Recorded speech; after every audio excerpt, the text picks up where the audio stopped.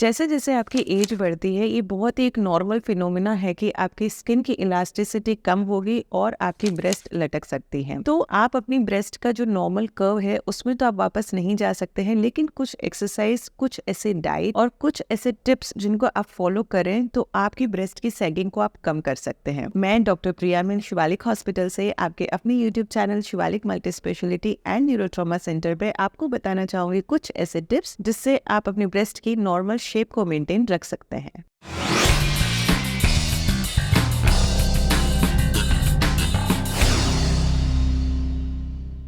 जो ब्रेस्ट है वो वेरी करती है पर्सन टू पर्सन, उसकी साइज, उसका कलर, उसका टेक्सचर, ये सब डिपेंड करता है आपके इनहेरिटेड जीन्स के ऊपर। कुछ बच्चे आते हैं, कुछ लड़कियां होती हैं, बोलती हैं कि मैडम ब्रेस्ट कम है, इनकी साइज बढ़ाने के लिए कोई दवाई दे दीजिए या कोई क्रीम दे दीजिए। तो देखिए, वो अपन चेंज नहीं कर सकते हैं। ब्रेस्ट की जो टिश्यू होती है वो किसकी बनी हुई होती है? चर्बी की कोशिकाओं की, कुछ ग्रंथियों की और कुछ लिगामेंट्स की, जो बंधन आपके ब्रेस्ट की टिश्यू को सपोर्ट करके रखते हैं। कॉलर बोन यानी कि हसली से लेके यहाँ से अंडर आर्म्स मतलब बगल तक जाते हैं। तो जब ये लिगामेंट्स आपकी ब्रेस्ट को टेंशन और सपोर्ट प्रोवाइड करते हैं तो इनका मेंटेन होना भी जरूरी है। तो जब अपन आते हैं कारणों पे कि ऐसे कौन से कारण हैं जिनसे कि ब्रेस्ट सैग होने का खतरा रहता है, सबसे कॉमन, सबसे नॉर्मल काल चक्कर।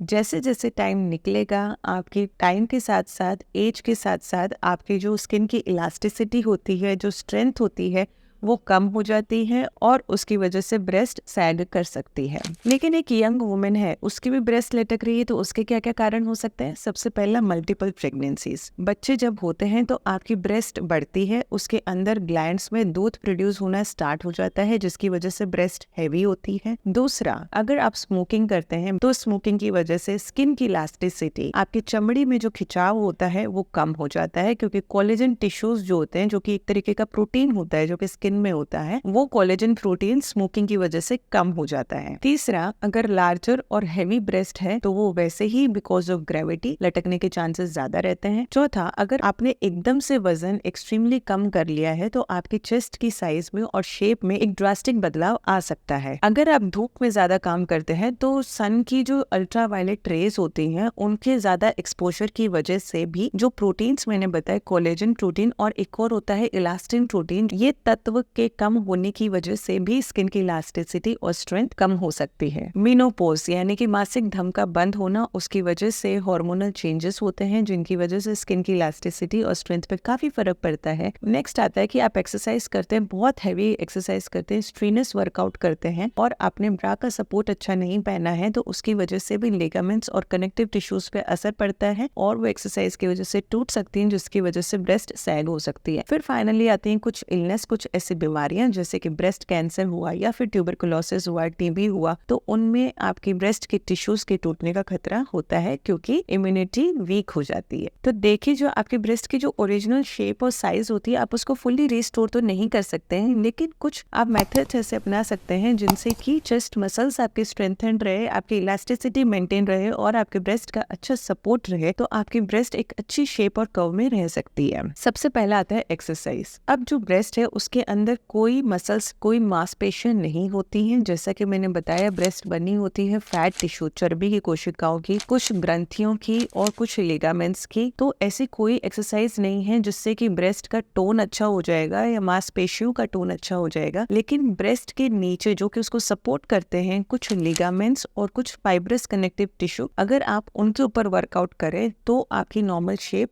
थोड़ी सी मेंटेन हो सकती है। ये एक्सरसाइज आपके चेस्ट के अपीयरेंस को इम्प्रूव करती है। तो जो मैं एक्सरसाइज आपको बताऊंगी वो आपको वीडियोस में दिखाए जाएंगे। सबसे पहला होता है पुशअप। पुशअप में आपको जमीन पे सीधा लेटना है, अपने हाथ पे जोर देके अपने कंधों को ऊंचा उठाना है, कंधों के साथ साथ आपकी बॉडी को भी ऊंचा अपलिफ्ट करना है। उससे आपकी जो यहाँ की मसल्स होती हैं वो स्ट्रेंथन होती है। दूसरा होता है स्विमिंग। स्विमिंग में जब आप अपने हाथों का यूज करते हैं तो जो कर्व बनता है उनसे आपके जो लिगामेंट्स होते हैं वो स्ट्रेंथन टाइटन होते हैं। तीसरा होता है आर्म कर्ल्स। आर्म कर्ल्स में जब आप यू करते हैं तो आपके लिगामेंट्स और आपकी जो मांसपेशियां हैं जो ब्रेस्ट के नीचे हैं उनमें टाइटनेस आती है और ब्रेस्ट को अच्छा सपोर्ट करती है। नेक्स्ट आती है बेंच प्रेस। बेंच प्रेस में जैसे कि वीडियो में दिखाया जा रहा है, जब आप ये वाला एक्शन करते हैं तो इसके साथ ही यहाँ की जो कनेक्टिव टिश्यूज होती हैं, यहाँ के जो लिगामेंट्स होते हैं वो टाइटन होते हैं। अब आते हैं अपन नेक्स्ट पे डाइट और न्यूट्रिशन। आपको एक बैलेंस डाइट हमेशा लेना जरूरी होता है क्योंकि बैलेंस डाइट आपके स्किन को फीड करती है और नरिश करती है ताकि वो एकदम मजबूत रहे, एकदम हेल्दी रहे और आगे आने वाले सालों तक वो मजबूत रहे। दूसरा, आपको अपना वेट ऑप्टिमल रखना जरूरी है क्योंकि अगर आपका वेट बढ़ेगा तो जैसे पूरी बॉडी का वेट बढ़ेगा तो वो वेट आपकी ब्रेस्ट में भी डिस्ट्रीब्यूट होगा, उसकी वजह से ब्रेस्ट हैवी हो सकती है और बिकॉज ऑफ ग्रेविटी वो ब्रेस्ट लटक सकती है। नेक्स्ट आता है हेल्दी लाइफस्टाइल। जैसे कि मैंने बताया स्मोकिंग और तंबाकू लेना है तो इनकी वजह से आपकी स्किन की इलास्टिसिटी कम होती है, तो प्लीज आप इनका उपयोग ना करें। नेक्स्ट आता है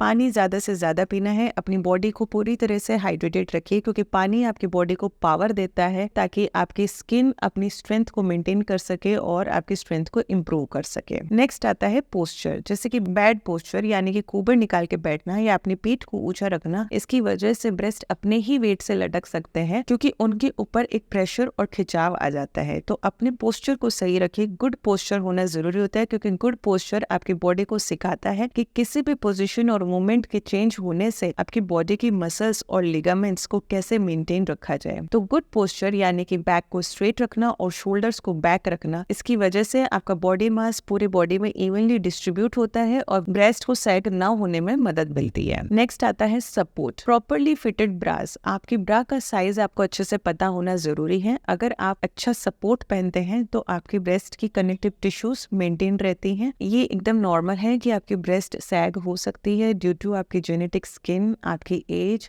लेकिन कुछ छोटे से मेजर्स जैसे कि डाइट को मेंटेन करना, न्यूट्रिशन को मेंटेन करना या कुछ एक्सरसाइजेस जिससे कि आप अपनी बॉडी को फिट और स्ट्रॉन्ग रख सकते हैं और अपनी ब्रेस्ट की साइज और सपोर्ट को मेंटेन रख सकते हैं। तो मेरे ख्याल से आपको काफी इन्फॉर्मेशन मिल गई होगी इस टॉपिक की। अगर आपको ये जानकारी अच्छी लगी तो आप मेरे YouTube चैनल को फॉलो एंड सब्सक्राइब कर सकते हैं। Thank you.